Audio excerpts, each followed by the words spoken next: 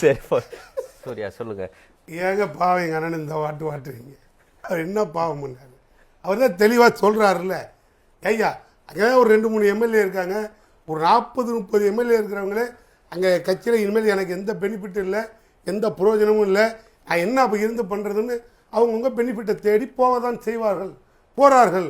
40-30 MLA வச்சுருக்க அதிமுகவுக்கு MLA 2-3 MLA ஓடுறாருன்னா, எம்எல்ஏவே 2-3 வச்சுருக்க கட்சியெல்லாம் என்ன செய்யும்? கட்சியே ஓடிடுச்சு. அங்கெல்லாம் எம்எல்ஏ தான் ஓடணும், இங்கே கட்சியே ஓடிடுச்சு. எங்கள் அண்ணன் கட்சி இருக்குவார், அதுவே ஓடிடுச்சு. ஆனால் பாவம் ரொம்ப வருத்தப்படுற மாதிரிலாம் கேள்வி கேட்காதீங்க.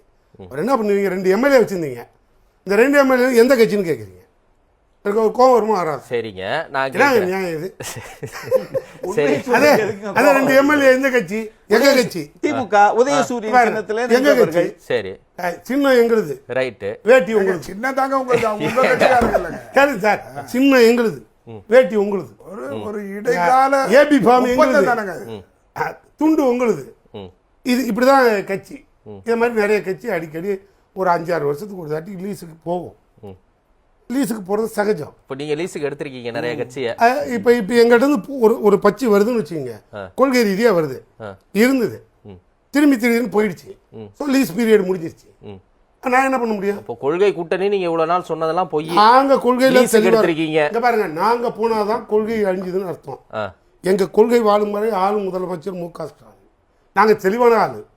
நீங்களே எங்கள் கொள்கையை பிடிச்சதே எங்கள்கிட்ட வந்தீங்க. நாங்கள் ஒன்றும் பச்சு பிடிச்சிட்டு உங்கள்கிட்ட வரல. நீங்கள் முதல்ல கேட்டீங்க, ஐயா அந்த கம்பெனியில் தான் ஆரம்பத்திலே கூட்டணின்னு ஆள் எடுத்தாங்கல்ல, நீங்கள் அப்பயே போக வேண்டியதானே? அப்போல்லாம் போகாமல் வேட்டி நீ கட்டிக்க வேண்டியது, சீட்டை எங்கள்கிட்ட வாங்கிக்க வேண்டியது, எங்கள்கிட்ட ஜெயிக்க வேண்டியது, அந்த 2 எம்எல்ஏவும் நீ வரியா இல்லையா? பாவங்க, அவர் ரொம்ப பெரிய மனுஷன் வைகோ. அவர் எப்படி தான் கெஞ்சுவார். அவர் உண்மையே சொல்லி பார்த்தாரு. அவரும் காரை செல்வராஜ் அந்த மாதிரி ஓப்பனாகவே சொல்லிட்டாரியோ, நான் எவ்வளோ கூட்டு பார்த்தேன், அவரே ஜெயிக்க வச்சுருவாரு, முதலமைச்சரே பிரச்சாரத்துக்கு வரேன்னு சொல்கிறாரு, ஜெயிக்க வச்சிட்றேன்னு சொல்கிறாரு, எல்லா செட்டில்மெண்ட்டும் பண்ணிடுறேங்கிறாரு. உனக்கு என்னையா பிரச்சனை? ஒருத்தன் அந்த பக்கம் போயிட்டான், ஒருத்தன் தானாக அந்த பக்கம் போயிட்டான். என்னடா நடக்குது இந்த கட்சியிலன்னு அவர் அவங்க பையனை மட்டும்தான் இப்போ கட்சியில் இருக்காங்க. அண்ணா வேற சொன்னார், ஆதாயத்திற்காக போக வேண்டாம் அண்ணே, அதெல்லாம் ஒன்றும் வேண்டாம், ஏன் யோசிக்கிற? இப்போ அவர் ஓப்பனாக சொன்னார், போகணுன்னு முடிவு பண்ணிட்டா நீங்கள் உறுப்பினர் கார்டு முன்கூட்டியே அடித்து வைத்திருந்தார்கள் அப்படின்னு ஒரு கொஸ்டின் வச்சுங்க. வளைச்சி கேட்கக்கூடாது. நடந்தது எல்லாருக்கும் தெரியும். அப்புறம் அவர் என்ன சொன்னார்? ஐயா விடுங்க ஐயா, ஒருத்தன் நானே இப்போ எங்கள் அண்ணன் காரை செல்வராஜ் திமுக வராருன்னு வச்சுங்க, அவரையுமா இருங்க சார், அவரே எங்கிட்ட வராருன்னு வச்சுக்கோங்க, என்கிட்ட என்ன கேட்பாரு?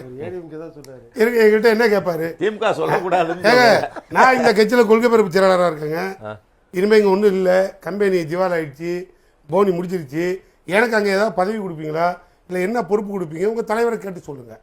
சரி. ஸோ இதெல்லாம் பேரம். ஸோ இது கரெக்டாக இருக்கும். அப்போ அண்ணன் எங்கள்கிட்ட வந்தோடனே நாங்கள் இங்கே கொள்கை பரப்பு துணைச் செயலாளர் கொடுத்துருவோம். அண்ணா இணைச் செயலாளர் வேணுமாண்ணே? சரி, பேசாதீங்க, அப்புறம் பேசிக்கங்க. இணைச் செயலாளர் கொடுத்துருவோம். இல்லை, அவர் இங்கே பேசுகிற வரைக்கும் சரி, வெளியில் போய் பேசினா தான் பேரம் ஆகிடும். இப்போ லட்சக்கணக்கான பேர் பார்த்துக்கிட்டு இருக்கிறாங்கிறாங்க, தப்பாக போயிடாது. ஸோ இதை மாதிரி வர்றதுனால அது பேரம். என்ன சார் குதிரை பேரம்? சரிங்க, நான் கேட்குறேன், ஓன விஜய் குதிரைங்கிறது. ஒரே நிமிஷம், தாவேக்கா குதிரை பேரம் பண்ணுதுங்கிறீங்கல்ல, இப்போ மதிமுகவுக்கு நீங்க பண்ணது என்ன பேரம்? இப்போ 2 பேர் ராஜினாமா பண்ண சொல்றது, அவங்களுக்கு தலைவர் வைகோ தான், 1000 இருக்கட்டும். இப்போ உதயசூரியன் சின்னத்துல தான் அவங்க போட்டிட்டாங்களே ஒழிய, இன்ஃபேக்ட் சீர்காழியில அவங்க வேற சின்னத்துல போட்டியிட வேண்டியது உதயசூரியன் போட்டிட்டாங்க. 1000 இருந்தாலும் மதிமுகவின் உறுப்பினர்கள் தான் அவங்க. அப்ப அவங்க தலைவர் சொல்றது தான் அவங்க கேட்கணும். அவங்க கேட்காம இருக்கிறாங்கன்னா நீங்க உள்ள பூந்து ஒரு மினி குதிரை பேரம் பண்ணிருக்க மாட்டீங்கன்னு என்ன நிச்சயம்? அவங்ககிட்ட ஓப்பனா ஒன்று கேட்குறேன். இப்போ விஜய் குதிரைங்கிறது வேகமாக ஓடி இருந்த குதிரை, அது போய் இலக்கை எட்டலை. ஸோ இடையில அடிபட்டு போச்சு. இப்போ என்ன ஆயிடுச்சுன்னு கேட்டால் நொண்டி குதிரையாக மாறிடுச்சு. நொண்டி குதிரை எப்படி போய் இலக்கை எட்டும்? சப்போர்ட்டுக்கு என்ன இருங்க நான் வரேன். பார்த்தீங்களா, நொண்டி நூனை எனக்கு அவ்வளோ ஒருத்தம் வருது. என்ன வரேன், சப்போர்ட்டுக்கு 2 கால் தூண் தேவைப்படும். அதனால் இப்போ நொண்டி குதிரைக்கு சப்போர்ட்டாக 2 குதிரை போனால் பெனிஃபிட் உண்டு. ஏன்னா இலக்கை எட்டிடுவோம், குதிரை போய் சேர்ந்துடும், காலுக்கும் பலன் உண்டு, அவருக்கும் புரோஜனம் உண்டு. இப்போ நாங்கள் என்ன கேட்குறோம், எங்கிட்ட தான் ஒன்றுமே இல்லையே, நாங்கள் இந்த 2 பேரை வச்சுட்டு என்ன பண்ண போகிறோம்? இல்லங்க, அந்த 2 பேரும் கூட அங்க போயிடக்கூடாதுன்னு நீங்க தடுத்து நிறுத்துறீங்களா? வைகோவும் சொல்றாரு, நீங்க தான் தடுத்து நிறுத்துறீங்க. அப்ப நீங்க பண்றது மதிமுகவுக்கு குதிரை பேரம் கிடையாது கேட்கிறேன். நான் இப்போ உங்ககிட்ட ஓப்பனாக கேட்குறேன், இந்த 2 பேர் இப்ப எங்கள்கிட்ட நாங்க தக்க வைக்கிறதுனால எங்களுக்கு என்ன யூஸ்?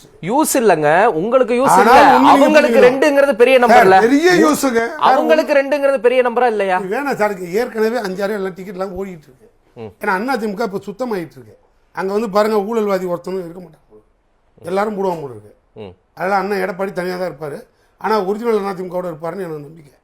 அதனால அந்த கோணத்துல இப்ப அவரே ரொம்ப மகிழ்ச்சியா சொல்றாரு, இப்பதான்டா நான் தூங்கி நிம்மதியா எழுந்திருக்கிறேன், தூங்கும் போதெல்லாம் காலாட்ட வேண்டியதா இருக்கு, இல்லைன்னா தப்புன்னு மண்டையை போட்டேன்னு சொல்லி ஆளை மாத்திடுவானுன்னு அவ்வளவு வருத்தத்தில் இருந்தவர் ஊழல்வாதி அத்தனை பேரும் ஓட்டு மொத்தமா போய் தாவை கால சேர்ந்துட்டான். அதனால இப்ப அவர் நிம்மதியா இருக்காரு.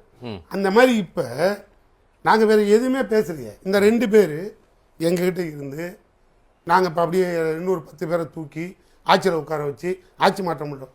இந்த பேச்சுக்கெல்லாம் வேலை இல்லை. ஆல்ரெடி 10 பேர் மேல வழக்கு போட்டுருக்காங்க. நாங்க இப்ப அங்கதான் சார் வரேன். பாலாஜி அங்கதான் சார் வரேன்.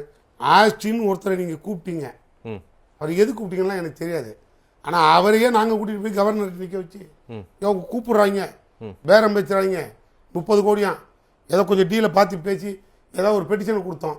அவர் என்ன சொன்னாரு, என்ன உனக்குலாம் 30 கோடி 20 கோடி தரங்கிறாங்க, அப்ப எனக்கு என்ன கொடுப்பாங்க அப்படிங்கிற பாணியிலேயே பெட்டிஷன் வாங்கி உள்ள போட்டுட்டு இது வரைக்கும் எந்த பேச்சுவார்த்தையும் நடத்தல. சரி, ஏன்னா அது வராது, எங்களுக்கு தெரியும். சாட்சியோடயே கொண்டு நிறுத்தணும், அதுக்கு யார் மேலேயும் நடவடிக்கை இல்லை. அண்ணன் கட்சி தலைவர் இருக்காரு பாருங்க, வைகோ, அவரே சாட்சி, அவரே சாட்சியா மாறிட்டாரு. நானே ஜெயிக்க வைக்கிறேன்னு ஒரு முதலமைச்சர் சொல்றாரு, ராஜினாமா பண்ணுங்கிறார், செலவெல்லாம் அவர் பார்த்துக்கிறேங்கிறார், எல்லா பிரச்சனையும் முடிஞ்சிருச்சு அப்படின்னு சொன்ன பிறகு எங்கள்ல 10 பேரை தூக்கி உள்ள போட்டீங்கல்ல சந்தேகத்தின் அடிப்படையில். உங்க 2 பேரை எந்த ஜெயிலில் பிடிச்சி போடுறது, வைகோவையும் விஜயும்? அப்ப நீங்க பேசுனது என்ன? ஓப்பனா நீங்க சொல்லுங்களேன். எங்களை 10 பேரை பிடிச்சிட்டீங்கய்யா, அது நடந்ததாவே வச்சுக்கோய்யா. இப்ப நீங்க 2 பேரும் நடத்துவீங்கல்ல, உங்களை எவன் பிடிக்கிறது? எந்த ராணுவம் வந்து பிடிக்கும்? சரி, ஒரு சந்தேகம். ஆரம்பத்துல இருந்தே பிராடு. சரிங்க, அனிதா ராதாகிருஷ்ணன் எதுக்கு இது 6 தூய மாசத்துல சக்தியா, சரிங்க சக்தியா? சரிங்க அனிதா ராதாகிருஷ்ணன் எதுக்கு 6 மாசத்துல அண்ணன் ஸ்டாலின் முதலமைச்சர் ஆவாரு தொடர்ந்து சொல்லிக்கிட்டே இருக்கிறாரு? என்ன காரணம்?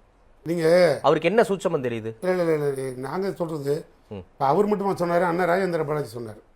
அவர் என்ன சொன்னாரு? அது ஆப்போசிட்ல இருக்க அண்ணன். இல்ல, இப்ப அவர் என்ன உங்க கூட சொன்னாரு? இருக்க அண்ணன் இல்ல, இப்ப அவர் என்ன சொன்னாரு? ஒரே வரியில சொன்னாரு, கோபம் வர வேண்டும், கோபம் வந்தால் ஆட்சி மாற்றம் வந்து விடுனாரு. அவருக்கு தெரியும். இந்த தலைவர், எங்க தலைவர் மிஸ்ஸாவையே பார்த்துட்டு, எமர்ஜென்சியை பார்த்துட்டு, நேர்மகளை வருக நிலையான ஆட்சி தருகிறத விட அந்த பேரனை தூக்கி பிரைம் மினிஸ்டர் ஆக்குறதுன்னு பேசணும். அதனால எங்களை ரோட்ல விட்டு அவங்க விட்டாங்க. புரியுதா? இதெல்லாம் எங்களுக்கு கடந்த வரலாறு. நாங்கள் அமைதியாக தான் இருக்கோம். மக்கள் பிரச்சனை ஒன்று வந்துடும். ஏன்னா இங்க என்ன நடக்குதுன்னு எதுவும் தெரியல. இல்லங்க, 6 மாசத்துல எப்படியே அவர் முதலமைச்சர் ஆக முடியும்? கூடுதலா இன்னொன்னு சொல்றாரு, மத்திய அமைச்சரா திருச்சி சிவா வருவாருன்னு. அது என்ன டீலிங்? பிஜேபி கூட ஏதாவது டீலிங்கா? நீங்க அந்த ரோலுக்கே போகாதீங்க. நீங்க உங்க கட்சியினுடைய முன்னாள் அமைச்சர் ஒருத்தர் முக்கியஸ்தர் சொன்ன கருத்தை தானே கேக்குறேன். தொண்டர்களுக்காக அவர் எதை வேணாலும் பேசலாம். ஏன் மத்தியில் ஒரு ஆட்சி மாற்றம் வராதுன்னு ஒரு நிச்சயமா? மாநிலத்தில் ஒரு ஆட்சி மாற்றம் வராதுன்னு உங்களால் சொல்ல முடியுமா? ஆமா, திமுக ஆட்சி பிடிச்சிடும். திமுக அப்படியே தாவேகாவில் என்ன பெரிய பலமா இந்த தலைவர்கள் இருக்காருன்னு பட்டியல் போட முடியுமா? ஒரு தலைவன் அடுத்த கட்ட 2ஆம் கட்ட தலைவனை காட்ட முடியுமா? ஒரு மந்திரி போதை கேஸ்ல உள்ள, இன்னொரு மந்திரி 3 சீட்டு மந்திரி, இன்னொரு மந்திரி பிராடு, வரிசை மந்திரி சபையே பிராடு பட்டியல் இருக்கு. ஏன் இவ்வளவு கட்டமா பேசுறீங்க? அரசமைப்பின்படி மக்களால் தேர்ந்தெடுக்கப்பட்ட அமைச்சரா இருக்கிறாங்க. நீங்க ரகசிய காப்பு பிரமாணம் எடுத்தீங்களா? ரகசிய போதை காப்பு பிரமாணம் எடுத்தீங்களா? வெளியே வாங்க சார். நாங்க வந்து எல்லா எம்எல்ஏவும் மெடிக்கல் டெஸ்ட்டுக்கு ரெடி. நீங்க எல்லாம் ரெடியா? சவால் விடுவோமா? சரி, வர மாற்று கருத்து வாங்கிட்டு வந்துடுறேன். வரேன்.